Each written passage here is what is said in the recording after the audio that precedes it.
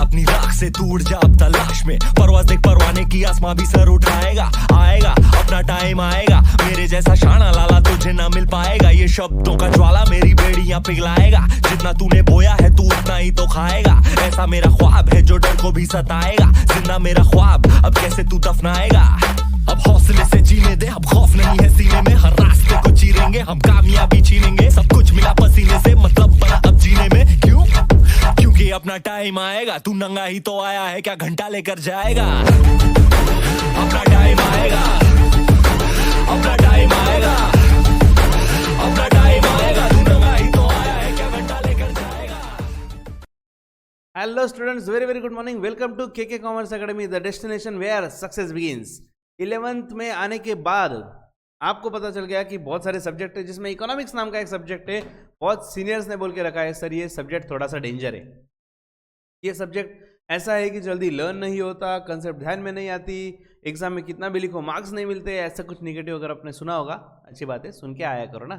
थोड़ा सा डर भी तो होना चाहिए, अगर डर ही नहीं रहा तो आप बिंदास हो जाओगे और पढ़ोगे भी नहीं। डर भी ज़रूरी है, लेकिन डर के साथ रियलिटी जानना भी ज़रूरी है। स्टूडेंट्स, इकोनॉमिक्स इज सब्जेक्ट जो आपको तार भी सकता है, मार भी सकता है। ओके, मीनिंग समझ गए होगे आप कि ये ऐसा है कि अगर आपने परफेक्ट किया तो आपको तगड़ा स्कोर भी देगा, मतलब ऐसा भी हो जाएगा कि आपको बाकी सब्जेक्ट ने इतना स्कोर नहीं दिया, इतना इकोनॉमिक्स में दिया, ऐसा भी हो सकता है।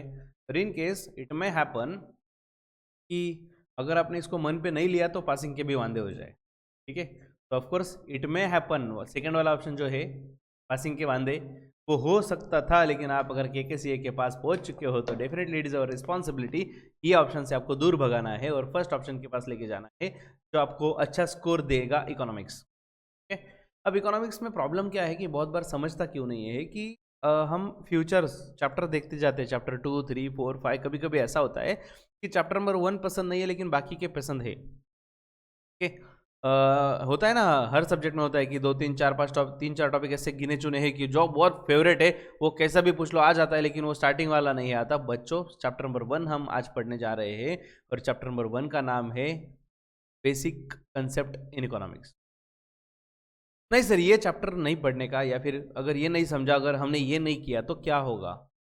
बच्चों, अगर आप किसी भी चीज़ की बेसिक नहीं सीखोगे तो आपका क्या होगा। अगर आप स्विमिंग करना चाहते हो और बेसिक नहीं सीखे और पानी में डुबकी लगा दी तो क्या होगा, आप अच्छा जानते हो। आपको क्रिकेट में बैट पकड़ना नहीं पता, बॉल कैसे डालते हैं, रूल्स नहीं पता, और डायरेक्टली आप स्टेडियम पे जाके खेलना चाहते हो तो उसके बाद क्या होगा। At your own risk, don't try this at home. तो ऐसा बहुत कुछ चीज़ें हो सकती है क्योंकि आपको बेसिक नहीं पता। इसलिए इकोनॉमिक्स में इन्होंने चैप्टर नंबर 1 ही दे दिया, बेसिक कंसेप्ट इन इकोनॉमिक्स। आप अगर इकोनॉमिक्स सीखना चाहते हो तो पहले बेसिक कंसेप्ट सीख लो, फिर आगे जाओ, then you will come to know this chapter, you will understand this chapter very well. आपको कंप्लीटली समझेगा कि एग्जैक्टली ये क्या क्या कहना चाहते हैं। और ये जो कंसेप्ट है ना बच्चों, एक्चुअली ये टॉपिक बहुत इंपॉर्टेंट ऐसा नहीं है, मतलब वेटेज के हिसाब से बहुत ज़्यादा इंपॉर्टेंट है, सबसे ज़्यादा वेटेज इसको, ये ऐसा नहीं है। लेकिन इसमें जो कंसेप्ट है ना वो फ्यूचर चैप्टर्स में काम में आएंगे, और ये कंसेप्ट यहाँ पे क्लियर है तो फ्यूचर में जो कंसेप्ट फर्दर चैप्टर्स हम देखेंगे तो आपको फटाफट समझेगा कि अरे हाँ वो हमने देखा था, वो कंसेप्ट हमने देखा। इसलिए कंसेप्ट समझना जरूरी है, चुन चुन के एक एक कंसेप्ट देखेंगे। तो चलो स्टार्ट करते हैं आज का लेक्चर इंट्रोडक्शन के साथ। लेट्स सी स्टूडेंट्स, कोई शॉर्टकट नहीं, कुछ नहीं, हम जो जो चीज़ें हैं सब कुछ देखेंगे। ओके, शॉर्टकट और फास्ट ट्रैक की बात कब आती है, जब एग्जाम पास में आ जाती है तब हम सोचेंगे कि क्या करना है और क्या नहीं करना है। फिलहाल तो सब कुछ करना है। तो today's world is marked by scientific invention and discovery. Scientific invention and discovery तो होता ही रहता है आज के डेट में। मैं तो बोलता हूँ हर दिन कुछ ना कुछ नया निकलता है, हर दिन, एवरी डे। अगर मोबाइल जैसा सेक्टर आप देख लो तो आपको समझ जाएगा कि कितने ज़्यादा अपडेशन है, कितने ज़्यादा अपडेशन है भाई, फटाफट फटाफट चेंज होते जाते हैं। So this remarkable scientific progress enabled to probe into the question, what is science? Science is the systematic body of knowledge. There are basically 2 types of science. देखो बच्चों, साइंस मतलब क्या। सर कॉमर्स की शुरुआत science से करनी बहुत नाइंसाफी है सर। क्या साइंस वालों को भी पढ़ाएंगे सर व्हाट इज कॉमर्स? नहीं नहीं, वो तो नहीं पता भाई मुझे, मैंने भी 11 से कॉमर्स लिया था। ऐसा पार्ट टाइम मिड टाइम कुछ नहीं था कि दोनों दोनों कर रहा था, मैं फुल टाइम में कॉमर्स में ही हूँ। तो हम बात करते हैं साइंस मतलब क्या। देखो बच्चों, H2O ये फॉर्मूला आपको पता होगा, किस चीज़ का है? एग्जैक्टली वाटर का फॉर्मूला है। तो H के 2 मतलब हाइड्रोजन के 2 और O का एक दैट इज ऑक्सीजन का एक मॉलिक्यूल मिलाने के बाद H2O मतलब वाटर बनेगा। ये सिर्फ इंडिया की बात है, नासिक डिस्ट्रिक्ट की बात है, फॉरेन में अलग होता है, राइट? अरे नहीं सर, क्या मजाक कर रहे हो सर, साइंस तो हर जगह पे सेम होता है। साइंस ये क्या है exactly? Science is the systematic body of knowledge. किसी चीज का नॉलेज देने वाली body that is science. Science में बहुत नॉलेज भरा हुआ है। जैसे मैंने अभी H2O का एग्जांपल दिया, तो ये कहाँ पे बोला हुआ है? साइंस में बोला हुआ है, तो आप डेफिनेटली ट्रायल करो, you will get the same result. लेकिन साइंस में भी दो टाइप है बच्चों। कौन से? नहीं, बायो वगैरह नहीं बोल रहा हूँ मैं, यहाँ पे देखो, there are basically two types, एक है नेचुरल साइंस और दूसरा है सोशल साइंस। अब नेचुरल साइंस मतलब क्या? Let's see. Natural science is one whose laws are universally acceptable and their validity can tested in laboratory under controlled conditions. Okay, मैंने आपको जो एग्जांपल बताया बच्चों, H2O, ये क्या है? Universal truth, universally acceptable. इसको कोई एक्सेप्शन नहीं है, इसको कोई अपील नहीं कर सकता, हर एक को कबूल है, यस H2O से पानी बनेगा। And their validity can be tested in laboratory. और लेबोरेटरी में जाके आप टेस्ट कर सकते हो ना, जो भी फॉर्मूला बोला हुआ है वो आप टेस्ट कर सकते हो, you will definitely get the best result. Okay, तो जो एक फॉर्मूला बन गया, एक नॉलेज बन गया, जो कोई भी फॉलो करे दुनिया में, तो सेम लेबोरेटरी में टेस्ट करने के बाद आपको रिजल्ट मिलेगा, इसे बोलते हैं नेचुरल साइंस। ठीक है, ये पार्ट हाईलाइट कर लेना। ठीक है, हाईलाइट अंडरलाइन जो भी आपके पास अवेलेबल है वो कर लेना, ये 3 lines. Next, natural sciences are also called exact science because of their empirical approach to study. Natural science को दूसरा एक नाम है एग्जैक्ट साइंस। क्यों? एग्जैक्ट है ना, मैथमेटिक्स, मैथमेटिक्स भी एक साइंस है बच्चों। एक और एक 11, नहीं नहीं नहीं नहीं अरे वो मूवी का नाम हो सकता है, एक और एक 11 फन का पार्ट हो सकता है, एक और एक 2 ही होने वाले कंफर्म। ये किसने बोला? मैथ्स ने। तो इसको कोई ऑप्शन, इसको कोई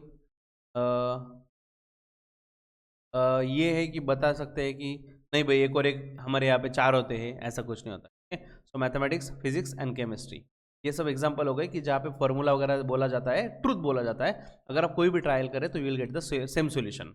यस जी, बोलिए आप क्या बोलना चाहते हो? H2O का ट्रायल करना चाहते हो आप? Okay, you can try at your own. और अगर बात है क्रिकेट की, स्पोर्ट्स की वगैरह, तो आपने तब बोला था you can try. Yes, you should try. Okay, you are best in this, try करो भाई।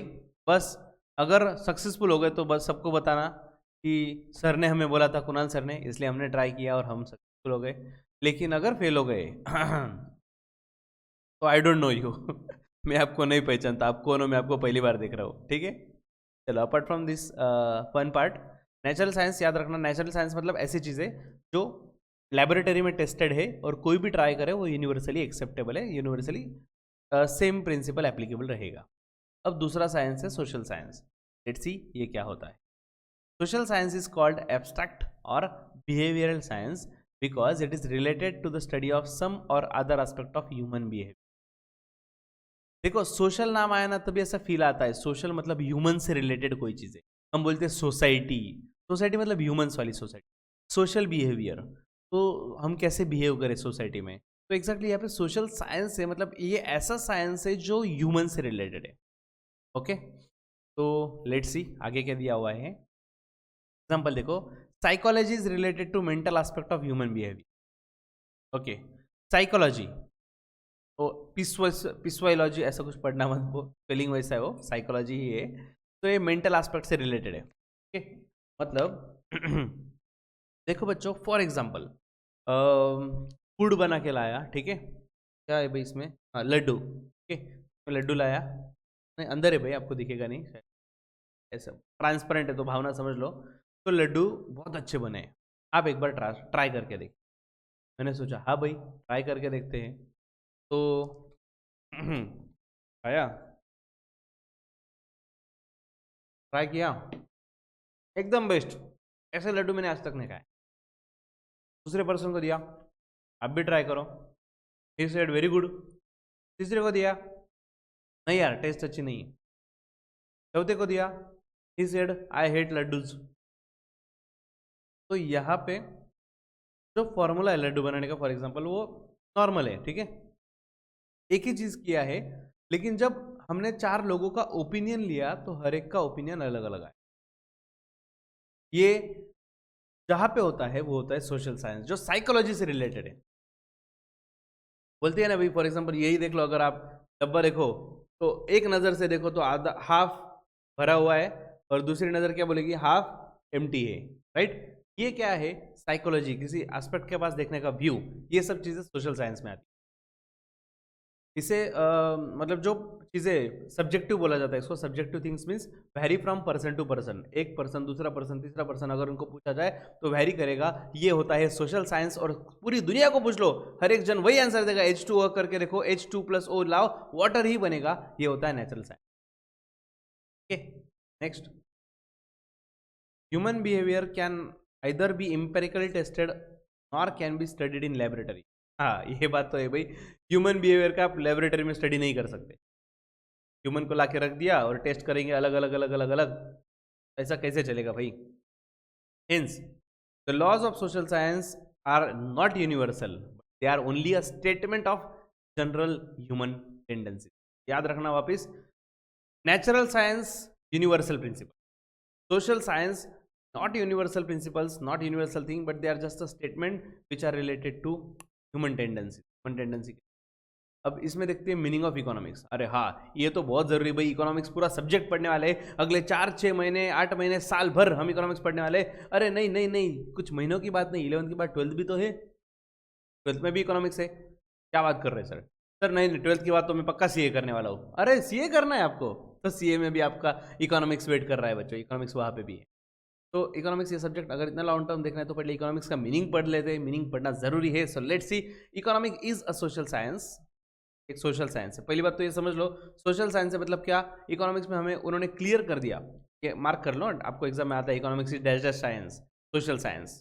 तो यहाँ पे पहले क्लियर कर दिया, ये साइकोलॉजी से रिलेटेड, यहाँ पे आपको यूनिवर्सल प्रिंसिपल नहीं मिलेगा, जनरल स्टेटमेंट दिए जाएंगे economics. The origin of the term economics lies in the Greek word oikonomia, means management of the household. Okay, ये दोनों चीजें याद रखना जरूरी है। Economics is derived from dash dash language, Greek language word, and economics derived from Greek word dash dash, तो oikonomia. Okay, economics is derived from oikonomia, spelling वगैरह ठीक से देखे रखो, OIKONOMIA, ओइकोनोमिया वर्ड से डिराइव हुआ है। उसका मीनिंग क्या है, management of the house hold, house hold manage करना, इस वर्ड से डिराइव हुआ है इकोनॉमिक्स। तो ग्रीक वर्ड ओइकोनोमिया, जिससे मिला है इकोनॉमिक्स। इकोनॉमिक्स एक सोशल साइंस है जो साइकोलॉजी से रिलेटेड है। आपको एक एग्जांपल बताता हूँ, फिर हम आगे जाते हैं। अगर प्राइस बढ़ाई स्टूडेंट्स, फॉर एग्जांपल अब देखो ये हार्ड डिस्क है, ठीक है, मतलब मैं एडवर्टाइजमेंट नहीं कर रहा हूँ, यही प्रोडक्ट बाय करना है ऐसा कुछ। ये प्रोडक्ट की प्राइस है 8,000 रुपीज, बट सडनली हुआ ऐसे because of pandemic situation, corona की वजह से, या फिर कुछ फैक्ट्रीज का प्रोडक्शन बंद होने की वजह से ये 8,000 की हार्ड डिस्क 10,000 में मिल रही है। प्राइस बढ़ गई। प्राइस बढ़ने की वजह से आपको क्या लगता है स्टूडेंट्स, डिमांड बढ़ेगा या कम होगा? प्राइस बढ़ने की वजह से डिमांड,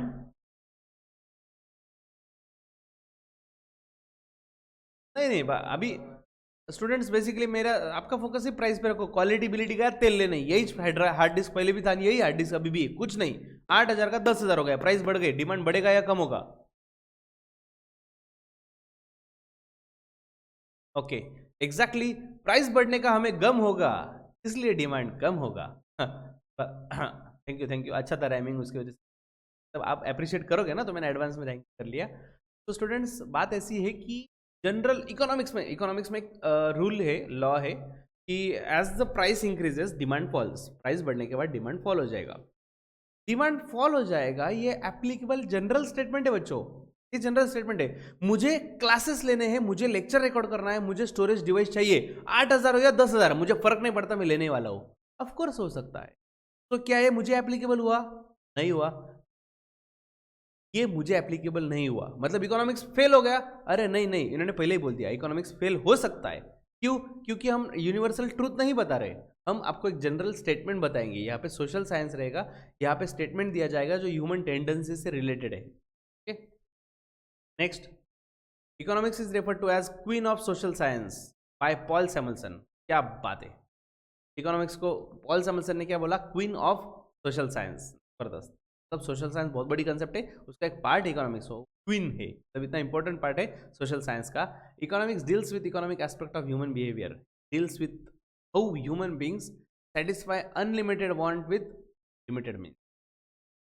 सबसे इंपॉर्टेंट ये पार्ट है बच्चों, ये समझना जरूरी है कि इकोनॉमिक्स में होता क्या है, इकोनॉमिक्स किसके साथ डील करता है। Economic deals with human beings, क्या देखा जाता है, how how human satisfy unlimited wants. Wants कभी खत्म नहीं हो सकते भाई, जिंदगी खत्म होती है, ख्वाहिशें कभी खत्म नहीं होती। तो अनलिमिटेड वांट्स कैसे सेटिस्फाई करेंगे, विद लिमिटेड मीन्स। मेरे पास रिसोर्सेज तो लिमिटेड है ना भाई, बहुत ख्वाहिश है, मेरे पास गाड़ी हो, बंगला हो, दौलत हो, शोहरत हो, मुझे मतलब वो सब मिलने के बाद भी सपने बढ़ते जाएंगे ना डेफिनेटली। वो मिलने के बाद richest person in the world, कौन है आज के डेट में richest person in the world?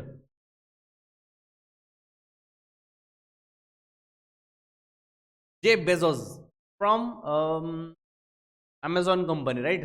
Founder and CEO of Amazon company.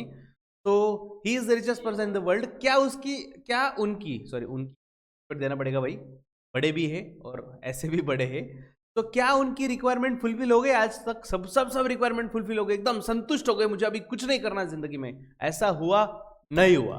उनकी भी रिक्वायरमेंट फुलफिल नहीं है, रिक्वायरमेंट कभी खत्म नहीं हो सकती, वो बढ़ते जा रहे unlimited want say. Okay, means तो कैसे मैनेज करें, ह्यूमन बिहेवियर कैसे मैनेज करता है, ये हम पढ़ेंगे। Let us understand the nature of economics. Popular definition, कुछ पॉपुलर डेफिनेशन दी हुई है, let's C. Types of economic system, इसमें कौटिल्य बच्चों आपने चाणक्य नाम सुना होगा शायद, कौटिल्य नहीं सुना होगा तो चाणक्य तो सुना ही होगा। यस, चाणक्य नीति, चाणक्य बहुत बुद्धिमान, चाणक्य ऐसा पर्सन जो राजा को सजेस्ट करते थे कि कैसे डिसीजन लिए जाए। तो ये जो आपने नाम सुना है चाणक्य, वही कौटिल्य है। पहले बात तो दिमाग में सेट कर लो, कौटिल्य और चाणक्य एक ही है। अर्थ मीन्स वेल्थ, शास्त्र मीन्स साइंस। ओके, अर्थशास्त्र बोला जाता है ना, मराठी में अगर आप कभी पढ़ो इकोनॉमिक्स तो नाम होता है अर्थशास्त्र। तो अर्थ मीन्स वेल्थ, शास्त्र मीन्स साइंस। तो अर्थशास्त्र implies that science of acquiring and managing wealth. का क्या कहना है, अर्थशास्त्र मतलब इकोनॉमिक्स में क्या सिखाया जाता है, ये एक ऐसा साइंस है, साइंस मतलब बॉडी ऑफ नॉलेज। तो ऐसा बॉडी ऑफ नॉलेज है जहाँ पे एक्वायरिंग एंड मैनेजिंग वेल्थ में ये सिखाया जाता है, how to acquire wealth and how to manage the wealth. Essentially Arthashastra is a treatise on political economy it is broadest sense. ये क्या दिया हुआ है, let's see. Key points based on Kautilya's views, Kautilya के हिसाब से crucial role of the state और government. देखो इकोनॉमिक्स संभालने में सबसे बड़ा रोल होता है उस स्टेट या उसके जो कंट्री वगैरह जो रहेगी वहाँ की गवर्नमेंट का रोल होता है इकोनॉमिक्स मैनेज करना। Next, second point, focused on creation of wealth as the means to ensure welfare of the state. तो इनका फोकस किस पे होना चाहिए, क्रिएशन ऑफ वेल्थ। क्यों, to ensure welfare of the state. देखो अगर किसी राज्य में वेल्थ क्रिएट हुआ, डेफिनेटली आपके पास अगर वेल्थ आ गया तो डेफिनेटली आप आपकी रिक्वायरमेंट ज़्यादा से ज़्यादा सेटिस्फाई कर सकोगे, तभी पब्लिक का कल्याण दैट इज वेलफेयर होगा। Creation of wealth as a means to ensure welfare of the state. Next, need for efficient administrative machinery for good governance. तीसरा कौटिल्य का पॉइंट है इकोनॉमिक्स के बारे में, हमें ज़रूरत है किस चीज़ की, effective administration machinery for good governance. अच्छे से गवर्नेंस के लिए इफेक्टिव एडमिनिस्ट्रेटिव मशीनरी हो। अब ये सर कौन सा मशीन होता है, सर हमने मशीन सुना, ये एडमिनिस्ट्रेटिव मशीन क्या है बच्चों? फॉर एग्जांपल इंडिया में कोई ना कोई फाइनेंस मिनिस्टर है, फाइनेंस मिनिस्टर ही नहीं फाइनेंस मिनिस्ट्री है, एक पर्सन है वहाँ पे, डिपार्टमेंट है पूरा फाइनेंस मिनिस्ट्री, वो फाइनेंस मैनेज करते हैं, टैक्सेशन में चेंजेस करते हैं, टैक्सेशन कलेक्ट करते हैं, वही पैसा गवर्नमेंट के लिए यूटिलाइज करते हैं। तो ये जो है ये हो गया एडमिनिस्ट्रेटिव मशीनरी, ये प्रॉपर होना चाहिए। Next last point, compilation of political ideas into अर्थशास्त्र। और हाँ, जो पॉलिटिकल आइडियाज है ना उसको अर्थशास्त्र में कंपाइल करो। For example political ideas in the sense, अब जो गवर्नमेंट है, गवर्नमेंट ने सोच लिया कि हमें बुलेट ट्रेन बनानी है, इंडिया की रफ्तार बढ़ानी है, लोगों को फास्ट भागना है, तो बुलेट ट्रेन बनाने के लिए लगेगा पैसा, और पैसे के लिए लगेगा टैक्सेस वगैरह चार्ज करना। तो मतलब यहाँ पे फंड लग रहा है ना, गवर्नमेंट को भी फंड चाहिए है। तो ये जो पॉलिटिकल आइडिया है उसको आप अर्थशास्त्र में कंपाइल कर दो। ओके, जब वो टैक्सेस वगैरह बढ़ाएंगे, टैक्सेस वसूल करेंगे, तब जाके ही वो बन सकता है ना ट्रेन, लोकल, जो भी लोकल नहीं रहे बुलेट ट्रेन। ओके, तो देखो मैंने आपको बोला था, सजय ने आपको बता देता वापिस, he is also known as by the name Chanakya और विष्णुगुप्ता, ये भी उनके नाम है। तो Kautilya author the ancient Indian political treatise, उन्होंने पहला बुक लिखा हुआ है अर्थशास्त्र। ये कब थे? जब मौर्य, राजा मौर्य थे, उनके टाइम पे ये फिलोसोफर और इकोनॉमिस्ट थे, बहुत ग्रेट इकोनॉमिस्ट। तो next is definition of economics. चलो, अच्छा लगा स्टार्टिंग में इंडियन आदमी का नाम देख के, थोड़ा प्राउड फील हो गया कि आज तो 2020 में हम पढ़ रहे हैं, लेकिन इसके पहले, के बहुत साल पहले भी ऐसे बुद्धिमान लोग थे जिन्होंने इकोनॉमिक्स के बारे में सोचा। नेक्स्ट, क्योंकि बहुत बार ऐसा होता है ना बच्चों, फॉरेनर्स के नाम दिखते, तो सब स्टूडेंट्स भी मुझे पूछते हैं बैच में, सर यहाँ पे कोई इंडियन ने कुछ किया क्या, नहीं किया कभी इकोनॉमिक्स में। स्टार्टिंग तो हो गई इंडियन आदमी से। Let's see, Adam Smith wealth oriented definition of economics. Adam Smith ji की डेफिनेशन ये वेल्थ ओरिएंटेड है। डेफिनेशन तो याद रखना ही रखना है, साथ में ये भी याद रखना है, एडम स्मिथ अगर नाम आया तो वेल्थ ओरिएंटेड है। मैच द पेयर्स में भी आपको आ सकता है। तो let's see, classical economics, Adam Smith also regarded as the father of economics. Okay, तो हाँ, एडम स्मिथ जी को बहुत बड़ा नाम दिया गया है, क्या? Father of economics. इकोनॉमिक्स के बाप, फादर ऑफ इकोनॉमिक्स, ये नाम आते ही दिमाग में आना चाहिए एडम स्मिथ। एडम स्मिथ दिमाग में आने के बाद आना चाहिए वेल्थ ओरिएंटेड। ओके, उन्होंने बहुत सारे बुक लिखे हुए हैं, उसमें से एक बुक था 1776 में जो उन्होंने लिखा था, an inquiry into the nature and cause of wealth and nation.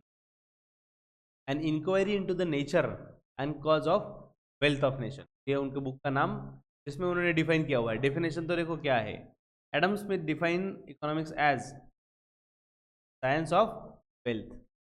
अला इतनी बड़ी स्टोरी बताई उसके बारे में, और तो एकदम डेफिनेशन तो स्टार्ट होते ही खत्म हो गई। इकोनॉमिक्स ये क्या है? A science of. Now key point, Adam Smith के बारे में क्या क्या दिया है, तो क्या कहना है? Lazy fair, that is non intervention of the government. इनका कहना है कि कोई भी गवर्नमेंट हो, गवर्नमेंट में कोई भी इकोनॉमी हो, इकोनॉमी में as much as possible government का इंटरवेंशन नहीं होना चाहिए। ओके, मतलब फॉर एग्जांपल अभी मैं आपके क्लासेस ले रहा हूँ, मैं आपको टीच कर रहा हूँ, आपसे फीस चार्ज कर रहा हूँ, मुझे फीस दे रहे हो, तो इसमें कहीं पे गवर्नमेंट आया क्या? नहीं।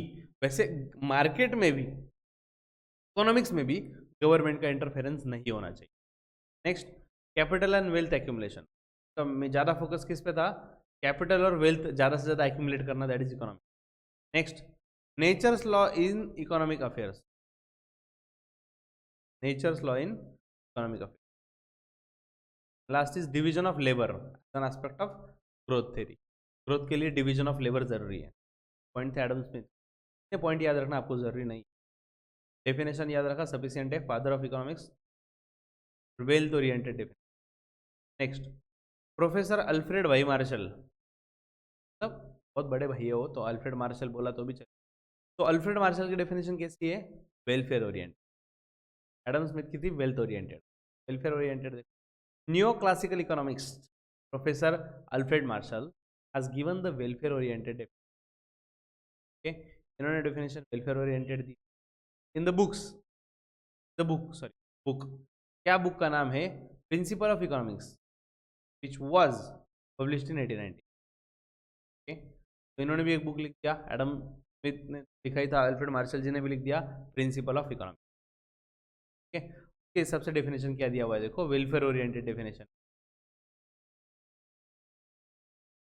यस यस यस बच्चों, इकोनॉमिस्ट ऐसे ही नहीं बनते ना, कोई एक डेफिनेशन बता के थोड़ी इकोनॉमिस्ट। जो आपका क्वेश्चन था, सबने बुक लिखा है क्या?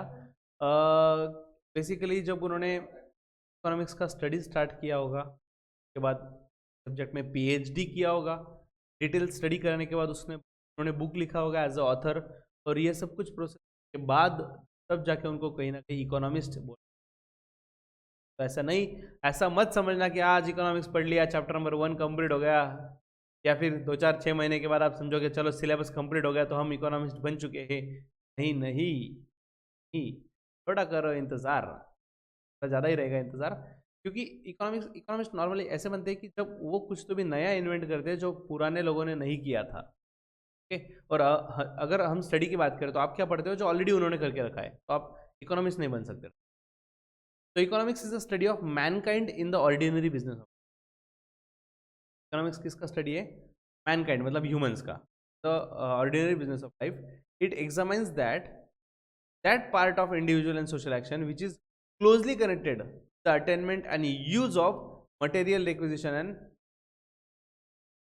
तो इकोनॉमिक्स ये क्या है? Study of mankind in the ordinary business of humans का स्टडी करना।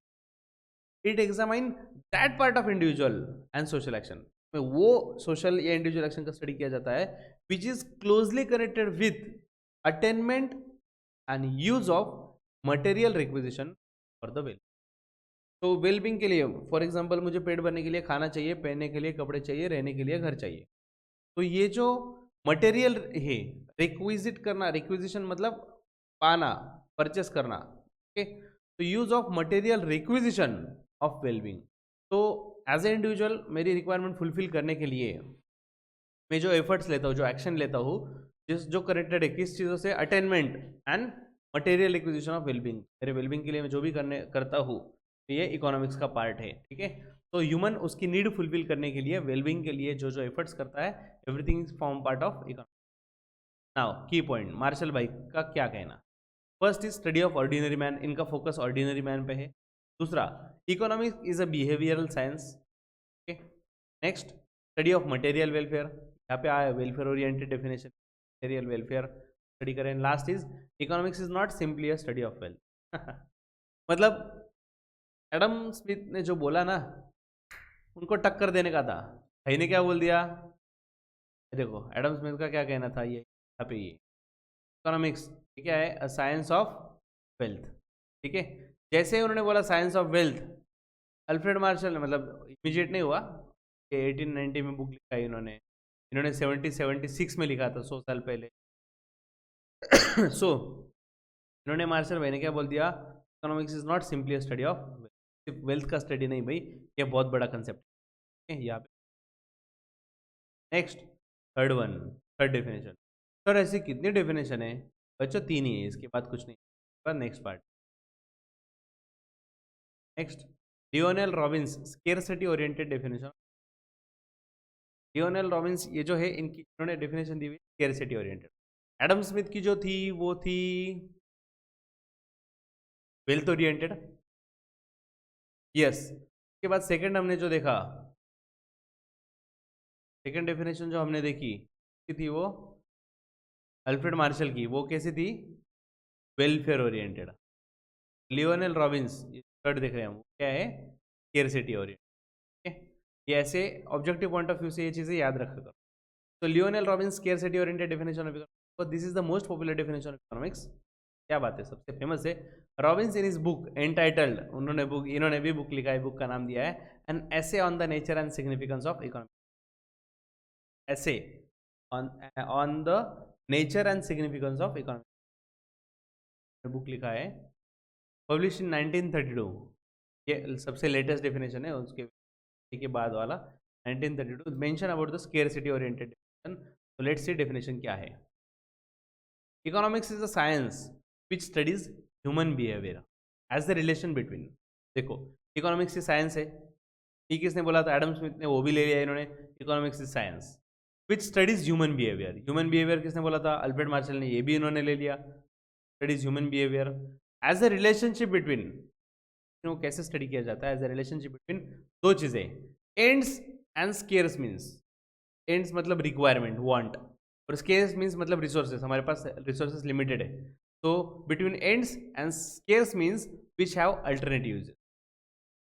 तो हमारे पास लिमिटेड रिसोर्सेस है और उसके अल्टरनेटिव यूज है, उसमें से हम हमारी वांट्स कैसे सेटिस्फाई कर सकते हैं, that is economics.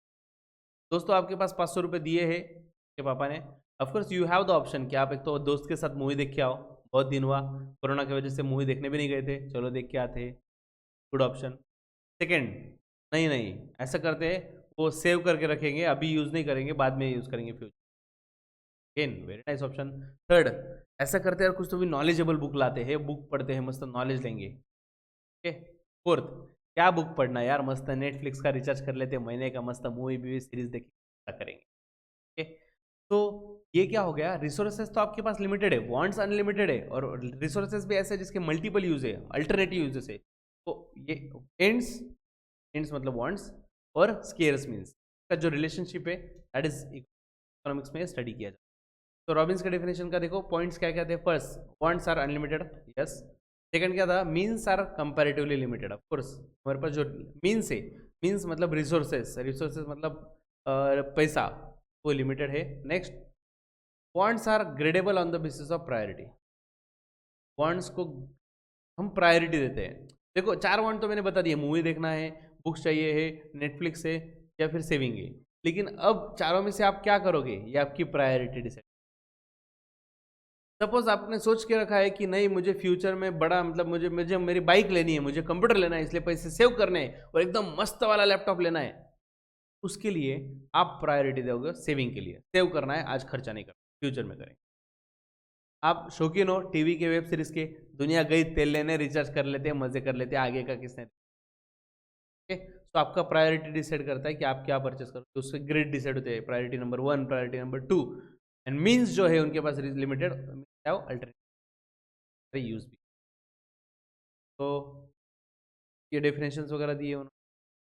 Branches of economics जो है माइक्रो एंड मैक्रो, ये नई कंसेप्ट है और डिटेल में देखेंगे हम साथ में ही। Since this lecture we have limited time, stop here only, will start tomorrow's lecture with micro economics. बहुत मज़ा आएगा बच्चों, इसके आगे पढ़ने में मज़ा आएगा, इंटरेस्टिंग पार्ट है। Don't miss any of the lecture, stay tuned with KKCA, and thank you for watching this session. See you in the next lecture with the same energy and on time.